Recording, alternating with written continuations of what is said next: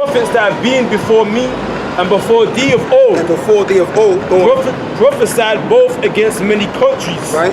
And against great kingdoms. And against great kingdoms. And that's why, and see, this is the whole thing, man. I want to say this as well. Because see, this is why the majority of the world look at us like a joke. Because all we do as a people is like to joke around. There's a time to joke around, there's a time to get serious. Get me that in the, with Ecclesiastes, the 3rd chapter. Can I finish this? Yeah, finish that. And against great kingdoms of war and of evil and of pestilence. Right, and that's what's coming down the line. Great war and pestilence is coming. Even to those people over there that's running them stores in our neighborhoods. Those different East Indians that run them different stores. Okay, and the people that's making fun of our people. Yeah. Okay, they're gonna be destroyed and they're gonna go into slavery. Yeah. But actually, one question. Sorry to disturb. You don't think this going on in North Korea? Do you think that's real? Like it's going to be a war, like in North Korea? Bro. Sorry, I'm just like, because you guys know more. You're higher learning. Seriously, I'm here just. Okay. I'm always a learner. I always wanted to learn something new. Okay. So, because I look at what's happening in North Korea now, and you've got Trump who was as a world leader, American leader. He's a careless guy. Yeah, he doesn't know. So exactly. So I'm just thinking, is that going to happen for real? But but I'm going to ask you a question. Yeah. The reason why you think it's a joke because you're not living in the real world. Okay. And I'm a learner. no, listen. I'm not insulting you. Okay. No, I don't get offended, don't. All right, that's cool. But the reason why you say that because a lot of people, you're not just the only one I'm getting at. The majority of these people, they think like that. Yeah. They think that the world on terror can't be real because they're not living in the real world. Now, if you was living in the real world, then you would see everything from a totally different perspective. Okay, and when you read the Bible, okay, and understand the prophecies, then you're truly living in the depths of what this real world is all about. Okay, and that's the whole thing. So, like I said, it seems like a joke, but it's a real deal. Because why is it real? Because it's already forespoken to happen. Yeah, revelation things are happening. What's that? You're going. Yeah. It's about North Korea, right? Kim Jong-un, Obadiah chapter 1 verse 1. The vision of Obadiah, thus saith the Lord power concerning Edom. We have heard a rumor from Yahweh, Right. and an ambassador is sent among the heathen. Yep. Arise ye and let us rise up against her in battle. And that's your North Korea, your Russia. If you notice, all of the allies that's linked with Russia, they all rise up against America, which America is known as what you call biblically notified as Babylon the Great, or daughter of Babylon, which ought to be destroyed. Okay, but now what you have to understand is that when you go into the history, okay, just for edification's sake, for those that are watching. Now, when you go into the history, okay, you had a Babylonian system back 2,600 years ago. Okay, so you had ancient Babylon, but then you have a modern day Babylon, which is America. Okay, and why is America known as Babylon? See, me as well. From South Africa, and me walking up in Babylon. Seriously. Right. That's right. Yeah. So basically, the reason why this society is known as Babylon because it takes on the customs of ancient Babylon and the customs of the ancient empires as well. Okay. I like the good news, I was walking by. I was like, seriously, it was something good. It's something that brought me down here. Right. You know what I mean? Right. It's the Well, truth. you know what that something was? That something was the Lord. Which is the creator that created me. He's still calling me. He's still picking me up. Absolutely. No matter what situation I am. But obviously I have to do more. And I like There what you go. guys are doing. I can respect that. But what you need to do, and this is why you gotta take this seriously, brother. Because at the end of the day, you said I need to do more. Anyway, where you from? I'm from South Africa. Oh, you're from South Africa. Yeah. Okay. Zulu gang. Which part? I'm Which from part? Joburg. Right. Well, he's from Joburg. Sorry? Joburg. Joburg. Oh, Johannesburg. South Africa. Yeah. Okay. But I kind of live here South now. Africa. Yeah. Okay. Where's that near? Southern Africa, right at the bottom of Africa. Right at the bottom. That's the depths, yeah. Mandela, you know. Yeah. Well, I'm gonna say this now. Okay, you said you're South African, and I thought you was an Israelite, but you could be an Israelite. Yeah. He could be an Israelite because the way he came up like a joker-fied Negro, you know. I would just be real. Yeah, he's an Israelite, man. This guy, I can tell. You see where we come from. Like my ancestors, my great grandfather, and all them. We're good people. They're more like traditionalists and all that. But they're nice people, man. They must have been you see how you said, man? Yeah, they're good people. Very nice people. Right. My grandmother came here, we took her all the way to Israel, man. She was like, it was one of the best things ever before she died. She loved it. She loved it, man. And she was like, Mark, be careful what you watch, what you do, you know? You know where you're coming from. She told me that, so I'll never forget that. What she said to you, know where you're coming from. That's what she said. Yeah, she just say, don't get yourself distracted with, you know what I mean? Right. With the evil things that goes on. Like, you know, it can happen. I can just walk up and get run over by a car. That's You know right. what I mean? That's right. It can happen. Yeah. You have to take heed to this, man. I mean, this is like you taking heed to this. That's what's going to deliver you. You know. But if you're an Israelite, how can I say this? Bro, you gotta read the scriptures, man. Say Mark. Because if you keep doing it, then it's gonna go on and on. You're going. Say Mark 13, 35 now. Watch ye therefore, for you know not when the master of the house cometh. Yeah, so I mean, but you see, but you gotta understand, bro. I'm not saying you look, watch and pray to what's going on because you evidently don't know what's going on. Okay, we have to teach you. Whoever you watch on the YouTube, somebody has to teach you the prophecies, and then therefore now you will understand what to watch for. Okay, because I can't say, look, bro, do this and do that. It's not gonna work. You gotta grow like a plant does. You see, everything really. It's all gradual. Yes, so read that. Watch ye therefore, for ye know not when the master of the house cometh. Right, and that's allegorically speaking. Because see, people, they'll read this and they'll think, oh, it's literally talking about a master. No, it's not. It's talking about who you call Jesus Christ. Who you call Jesus Christ, and I use the term who you, because that's what the world calls him as. We call them Yahweh, all right? Which he's a so-called black man from the tribe of Judah, pursuant to Hebrews, the 7th chapter, and the 14th verse. When he comes back, there's going to be a lot of judgment. Go ahead, please. Yeah, go on. Revelations 2 verse 18. And unto the angel of the church at Thyatira write, these things saith the Son of the Most High, who hath his eyes like unto a flame of fire, and his feet are as like fine brass. Right, and his feet like unto fine brass. So that's giving you John the Revelator, which the term revelation or revelator means to reveal. So he's revealing to you how he look. Go on.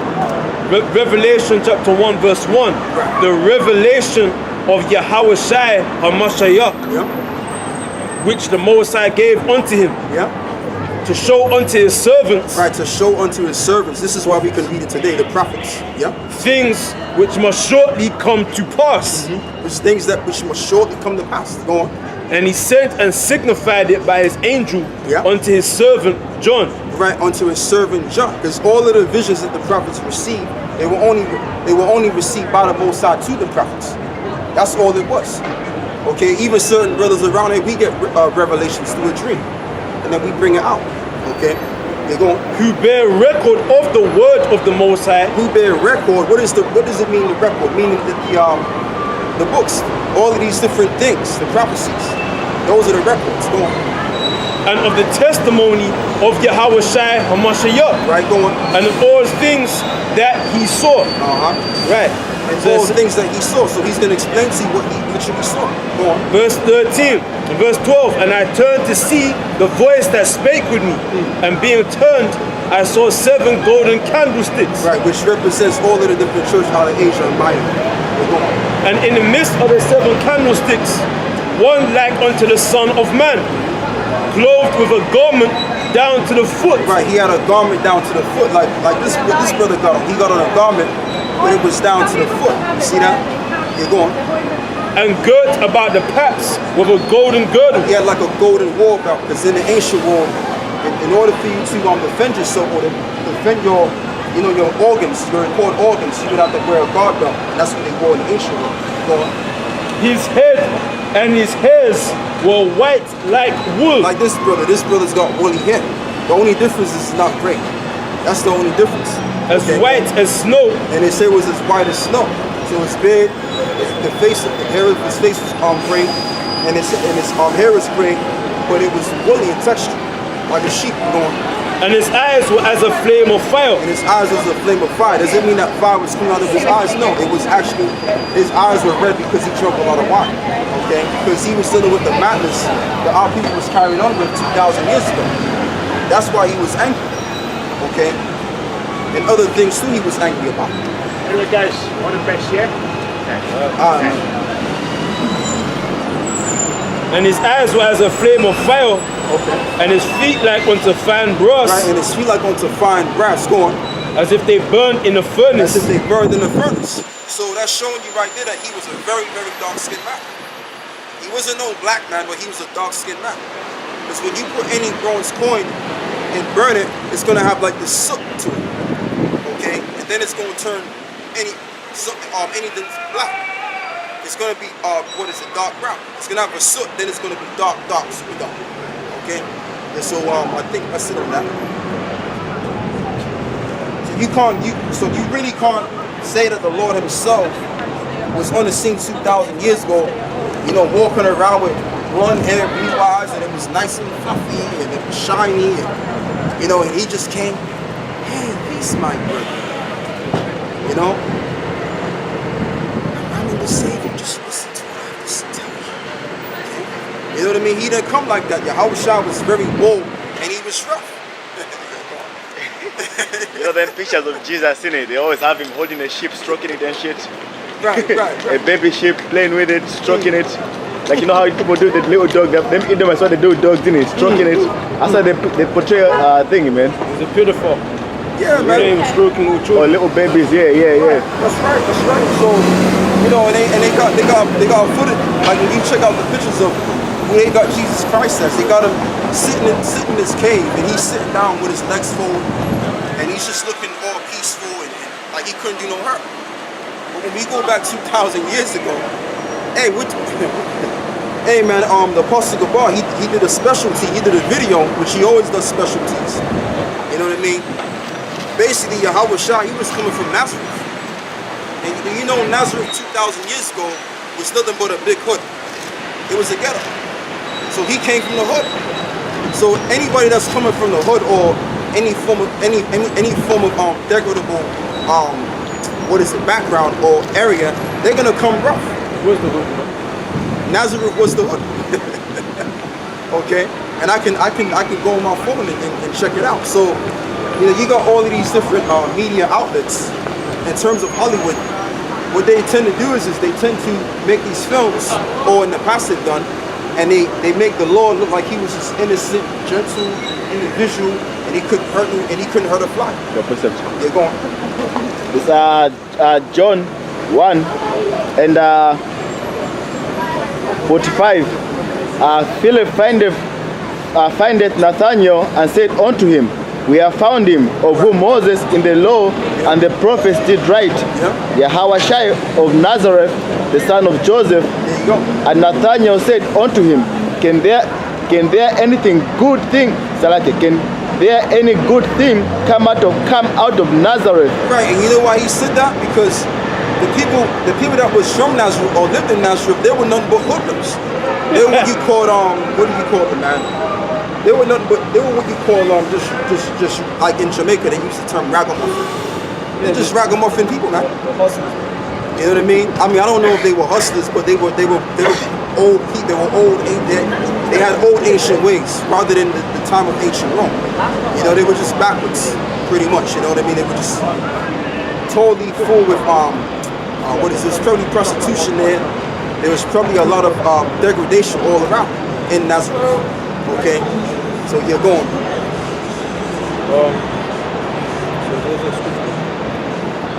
Actually, no, read that verse again. Read that one more time. Verse 46. And Nathanael said unto him, Can there any good thing come out of Nazareth? Yeah.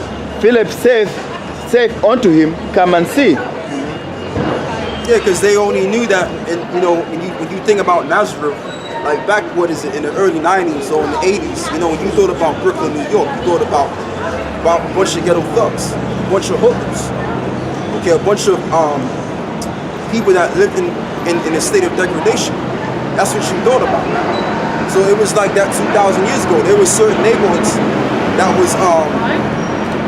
was famous and known for, could have been prostitution or could have been any form of criminal activity that it was known for. It was known for its rough background, those areas. Okay, and the number one place was Nazareth, and that's the place that our Lord and Savior came from. Like most of us brothers, most of us pretty much came from the hood. Okay, and that's why brothers some, you know, no, I'm not saying all brothers. Certain brothers come from the suburbs. You know, certain brothers come from all different type of backgrounds. Well, a lot of us came from the hood, like our Lord and Savior did. Okay. Chi-town in Jerusalem. Chi-town. No Philly. No Philadelphia. Gang signs. Hey, we represent Nazareth, man. Hey, River Jordan, man. I mean, I don't know if they had any gangs like that in 2,000 years ago, but Don't go and they another don't financial. drive by 2,000 years ago. The donkey, sir. hey, look, man, look at my donkey, man. And back then, I mean, if you had a donkey back then, you was really, you know, come on, listen about that. You know? But I'll go preach it. Well, who knows, man? Anything's possible. Hey, go on. Acts chapter 4, verse 13. Now when they saw the boldness of Peter and John and perceived that they were unlearned and ignorant men, they marveled and they took knowledge of them that they had been with Yahweh Shai. There you go. There you go. You can break that down if you want. Yeah, so they were unlearned and ignorant men, meaning, because anytime you see like unlearned, meaning they never went to these high schools of learning. They weren't tutored, you know what I'm saying, in the law, like all these chief scribes and Pharisees. You know, they were nobodies, man. They were like the rogue kind of guys, kind of like barbarian kind of guys, robbers, man. Okay, unlearned and ignorant men, because they just came ragged with it. They just came bold, you know. And they said that they acknowledged that they had been with Yahweh Shai, and that means that's showing you how Yahweh Shai must have been, man. Yahweh Shai must have. You didn't come across like how the white meat come across. There you go. See? There you go. And that's why the scribes and Pharisees, they were hating on him. Because, I mean, here it is. This guy's coming from Nazareth, the hood. Okay, and he's presenting himself like he's the son of God. What? Man, get out of here, man. You bugged out your mind, man. Get out of here, man. That's what they were saying 2,000 years ago. That's why they always rejected what he was saying or the miracles that he was performing. And that's why I don't cut you, bro. And that's why they shut him down, because the Pharisees and the Sadducees. Now, when I use the term Pharisee, the word Pharisee means somebody that was an understudy of the law. Because you had good Pharisees too. People get it twisted when they hear the term Pharisee, they automatically think that the Pharisees were wicked. Okay, but what I'm saying is that the Pharisees and Sadducees, they basically sold out to the Roman government, and their job was to keep the order, okay, of Jerusalem at the time, and to not give the fame to Yahweh Shai, because then it would look bad on them. A guy coming from Nazareth, performing all of these miracles and he's healing people. That's like now, like for example, let's say you're a true herbalist, okay, and you got all the ingredients to take care of people's sicknesses, whether it be cancer or any form of hardcore disease. Hey, guess what? They're gonna shut you down. They might even kill you. If you know the ingredients to heal cancer, all right, they can actually kill you. So Yahweh Shai, he was the healer of the people, but they didn't want to give him no fame, because that he would, by him getting the fame that he got, he was able to take over the fame or the power of ancient Rome, okay, and drive the whole city crazy. You go. It's Matthew 13. You gotta be patient, brother. Matthew 13 and 54. And when he was come into his own country, he taught them in their synagogue, in so much that they were astonished, and said, whence hath this man this wisdom and these mighty works? There you go. Because he was coming from what? The hood. So how is this guy coming from the hood, know all this wisdom and understanding? But what they fail to understand is that the Most High deals with the poor. Okay? The Lord is dealing with those that are broken in the spirit. If you can get me that, brother, where it speaks about the Lord has called us the mind of the broken heart. Isaiah 61.